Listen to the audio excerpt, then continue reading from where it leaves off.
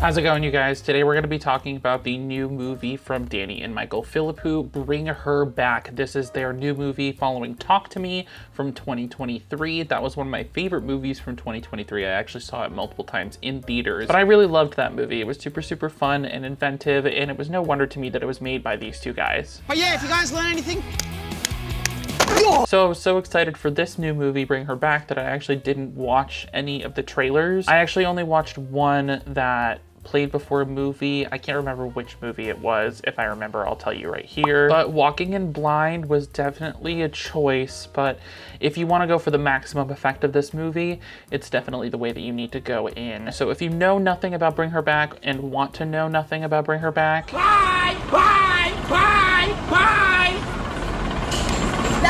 So this movie follows two step-siblings who are recently orphaned and placed into a new foster home. And when they arrive at that home, they start to realize that something is extremely wrong with their new foster mother. Since this movie was released last weekend, a lot of people have expressed a lot of different opinions.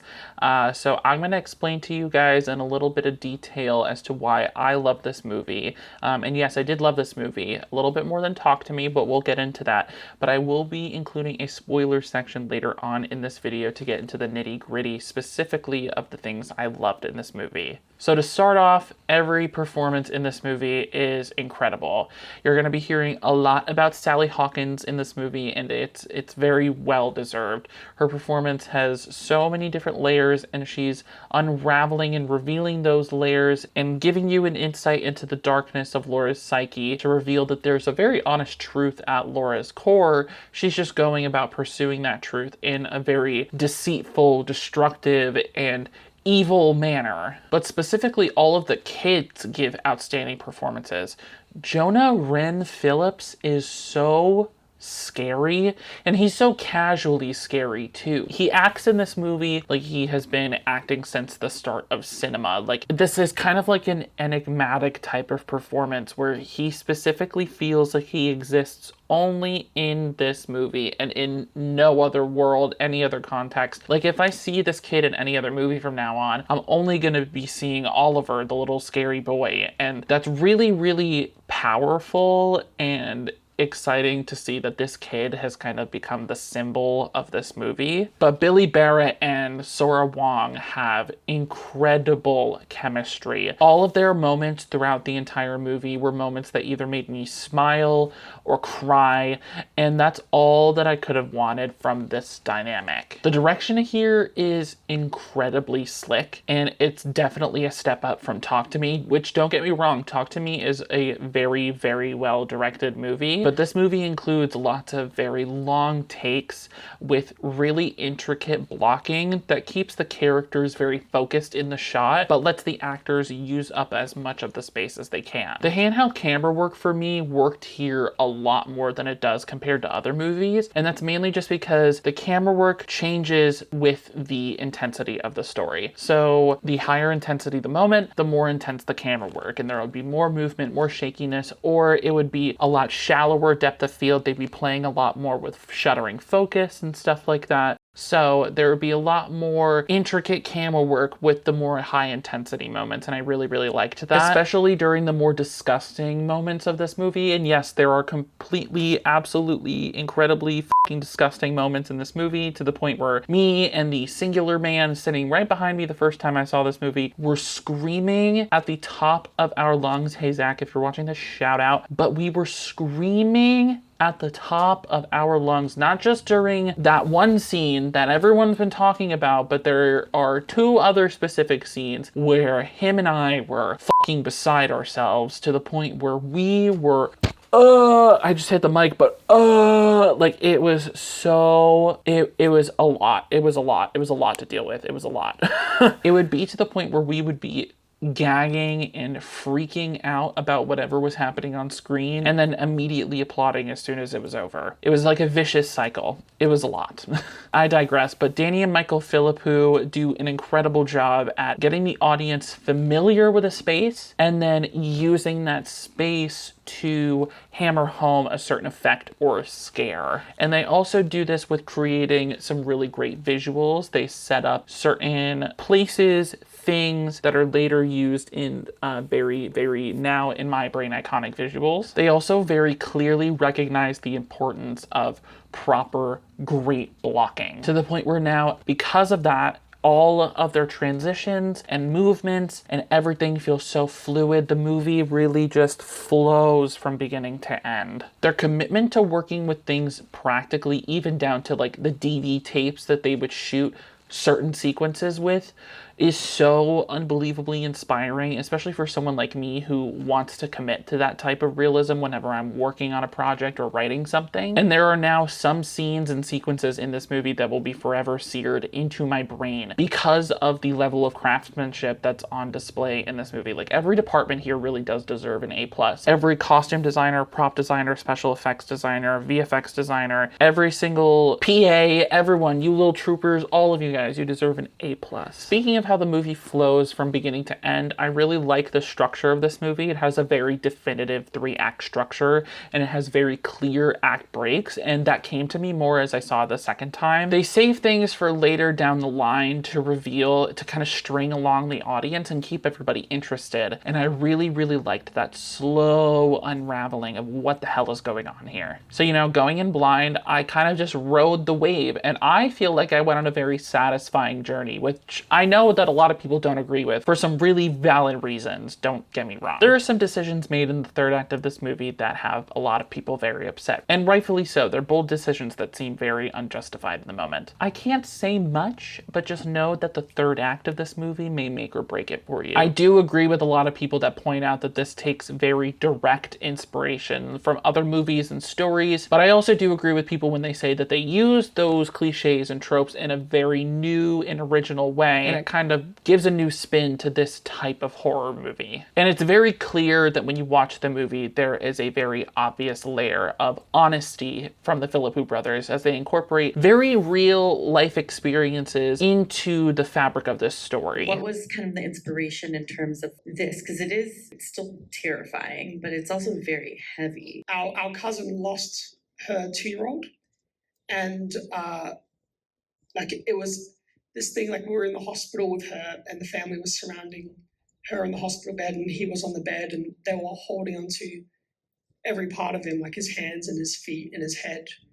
And my cousin was like the last person to let him go, and she didn't look like she was ever going to be okay ever again. And it was sort of tapping into that a little bit and looking at that, and then like it gave me a big sense of anxiety, and like it was so heartbreaking and so awful, and the idea of this cycle of grief that wouldn't end, or if she wasn't okay ever again, if she couldn't let him go, and that was sort of like one of the seating ideas for it. This is a bit of a screwed up memory, but like our grandfather passed away in our house, and on Christmas Day. On Christmas Day, I so vividly remember the vomit in my dad's beard trying to give him CPR. Yeah. And I remember being terrified of going into that room. The smell of it reminded me of the memory of it, and it was like traumatizing even just like into a room. And so like that made its way into the script. That was an inspiration point. All of that true human emotion is very palpable throughout the entirety of this movie. It feels like this was made from a very sincere place. While there are genre heightened infused elements, it's still a very emotionally charged story. I also really enjoyed how ambiguous they kept certain elements of this movie. I don't need to have answers to certain questions because it just adds to how scarily real this whole thing can feel. Some people come into possession of the weirdest things, and we'll never know how, and we kind of just have to deal with that. And that's kind of fucking terrifying. That's how you find all this shit on LiveLeak and Reddit 50/50. It's kind of how the internet made its downfall, but I digress. Basically, I had no trouble suspending my disbelief throughout this movie at all. The only real criticisms that I have for this movie are that there was a montage sequence in the third act that really took away from the emotional moment that happened right before it, and it was also a sequence that felt really out of place. I also wish that a certain character's fate wasn't so swift. I wish that there was a little bit more of a build up to that moment. I don't mind that it happened. I wish that there was a little bit more leading up to it though. Other than that, I pretty much loved this movie. I think it's almost a step up in every single way from Talk to Me. Again, I still think Talk to Me is an incredible movie, and I think that that's kind of just a testament to how great this movie is. It analyzes a very specific part of grief that a lot of audience members can find themselves relating to, while also being completely horrified by the things happening before them. So, in my opinion, Bring Her Back is an incredibly cool experience. It's a very satisfying experience emotionally, and I think it's definitely worth your time. So go check it out if you can. So now I would like to go into some spoilers and discuss more of the nitty-gritty details as to why people feel a certain way about the ending, and also kind of my theories about certain backstories throughout the movie. I will say throughout this section, I'm going to be looking at my notes a lot more, just because I have a lot written out here just to kind of go through everything, and I don't want to really miss anything. So first, let's get the big old elephant out of the way. What? So first, let's get the big old elephant out of the room. What am I saying? Let's get the elephant in the room out first. I can't even say it still. Let's get the elephant in the room out of the way first. Yes, I think that Andy dying and not being used in the ritual was a good decision. Hate me if you want. Yes, it was completely unexpected, and I think that that extra layer of evil is something that was needed for Laura's character to kind of signify that she truly has gone past any type of humanity at this point. Seemingly that there is nothing that is going to stop her in any way, shape, or form, which kind of adds to Piper's near drowning. It makes it kind of an agonizing experience a little bit, because you have to think about it. She has killed this young boy, and also someone that she apparently considered her best friend from working at this agency for over 20 years. So if she's willing to go to that point, then she's truly just off the deep end, and there's nothing that can really be done to kind of help her. That's until Piper screams out "Mom," and earlier on in the movie, Laura has pointed out that she would give anything to hear her daughter Kathy just call her mom one more time, and she then asks Piper if she would call her mom one day, and Piper kind of shuts that down in a very gentle way. But in this moment, Piper's kind of using her resources to kind of snap Laura out of this moment, because it's a moment that signifies to Laura, oh my gosh, this is a child. She kind of realizes the terrible human that she's become and the literal evil that she has brought into the human world in the form of Oliver, the little scary little demon boy. It's a very unexpected ending, I know that, but I prefer an ending that subverts all of my expectations very directly, rather than a movie that will stick to a lot of cookie cutter formulas. Because at the end of the day, this movie is not a hero's journey. It's a tragedy. It's a tragedy on all fronts. And it's all three of these characters' tragedies. Laura, Piper, and Andy. You know, Andy's our tragic hero. We have Laura, our tragic villain, and then we have our tragic heroine in Piper. So basically, from the beginning of the movie, Andy's death is set up visually and narratively. So first, when he moves into Laura's house, his sliding door doesn't close all of the way, signifying to me that Andy's story is never fully going to come to a close and will come to a sudden stop. I don't know if that was an intention, but on my second time around seeing the movie, I really looked into that. Throughout the movie, we also see him constantly lie to Piper. She even tells Andy at one point, "You don't have to make everything nice for me." And she's right, but he doesn't listen. And that's somewhat the downfall of his character. If he wasn't known to be untrustworthy and temperamental, then there would have been no reason to bring Wendy to the house or question the validity of his claims. He also knows that Piper at this point won't trust him anymore after his untruthful nature is revealed after their father's funeral. And so he has to finally take things into his own hands and tell the truth. But this isn't a hero's journey. This is a tragedy. And in a tragedy, the hero always has to go. And it adds to the very ending of the film when Piper hears a plane taking off in the distance, and she remembers when Andy says to her, when someone dies, they just get on a plane. And it's just like one of the most poignant and like heartbreaking endings to a horror movie that I've seen in a long time, maybe since like Lake Mungo. So yeah, lots of very deep emotions packed up in a very violent and brutal package. A lot of people have been talking about the knife sequence in particular when they're talking about scares in this movie,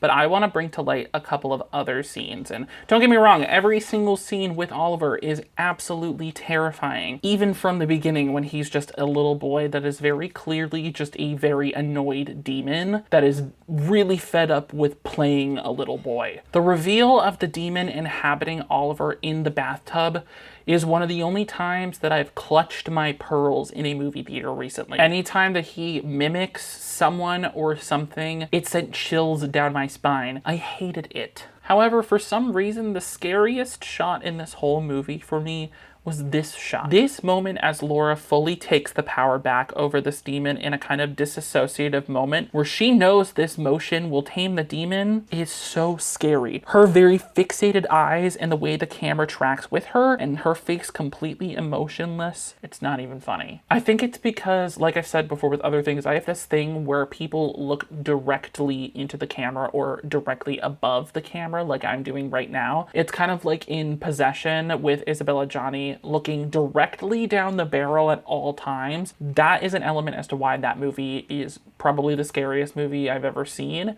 And this movie plays on that so much, especially this shot. And honestly, I'm just very unsettled thinking about it right now, so I'm going to move on. A lot of people seem to not be able to come to a clear conclusion as to how Laura's daughter, Kathy, died. And I think I've come up with a pretty reasonable conclusion. What I think happened is that because she's blind, she heard water droplets hitting the surface of water inside of where she knew the pool would be.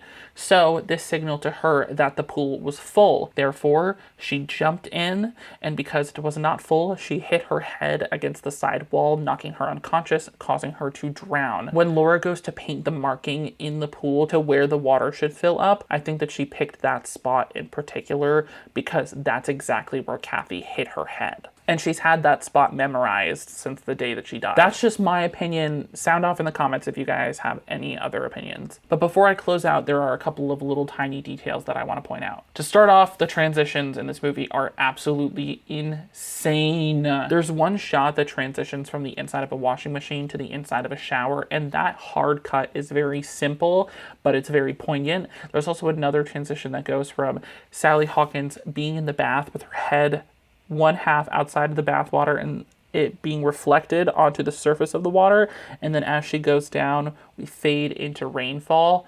That transition was 10 out of 10, brilliant, amazing, genius. One of the scenes that I found the scariest that a lot of people aren't talking about is when Laura just all out just punches Piper straight in the face. And it's for a couple of reasons. One, because she's able to muster up enough strength to punch a child in the face that hard. And two, because she's drugged Andy to the point where he has zero clue what is going on, even though Piper is crying at the top of her lungs after Laura runs out of the room. And I love how that scene is basically captured in one singular dolly shot that goes from a close-up on Piper, she's sleeping, and dollies back to reveal Laura standing over her, and it cuts away after the punch and Laura runs out of the room. In the big confrontation between Andy and Piper, there's a moment that highlights how truly evil Laura can be, and that's when she lets out this clearly fake cry just so that Piper will come over and defend her from Andy. It is so manipulative, and it's very telling of Laura's character. During the climax, Laura is revealing her plan to Wendy, and as she does this, Sally Hawkins goes on this crazy mini journey from whispering to laughing to crying to screaming to stone cold, very determined, and it is so terrifying. It's one of the highlight scenes of the entire movie. It's really, really, really incredible, and I'm really hoping that she gets some nominations or something from this movie specifically for that moment, because that singular mini journey is so impressive. There's also a lot of great implementation of the imagery of circles in this movie. They use some pretty ingenious methods to create those circles as well, including a circle forming out of falling rainwater on a window. They also do a really cool shot in the beginning when the characters first arrive at Laura's house, when they dolly back through this kind of circle, just like outside furnishing. and it kind of plays with the focus a lot, which I really, really, really love. There's also that shot of the giant circle surrounding the house, which is really, really cool. And then I also love the shot of the circle at the bottom of the pool at the very end as Laura is holding her daughter dead. It's a very poignant and beautiful image to wrap up this movie in. So overall, Bring Her Back was pretty much everything that I am looking for in horror right now. It's clearly made from a very personal and honest place, and that is something that I'm always looking for, especially in horror, because I think that horror and what makes us afraid comes from a very truthful and honest place within us, and the Raka Raka brothers, or the Philippou brothers, they do a very good job at analyzing internal fears in a similar way to like Mike Flanagan does. It's very poignant, and it's always very either heartfelt or heartbreaking. I really hope that they continue to make very personal films like this, even outside of the horror genre, but if they stuck to horror, that'd be even better. But yeah, this movie was pretty much everything I could have wanted it to be. I'm very excited to see what the Raka Raka or Philippou brothers do next. What did you guys think of Bring Me Back? A lot of people seem to have some very differing opinions. I want to know what you guys think of my thoughts. Are you still filming? Okay, so my light just died, and my computer's about to die, and my camera's about to die. So stay tuned for my next video. Watching every Blu-ray that I own. First episode, Loving Basketball. Excited to bring that to you guys. It's going to be sometime next week. For now, my name is Jake. I'm going to go find some weird DV tapes on the black market, and I will see you, Space Cowboy.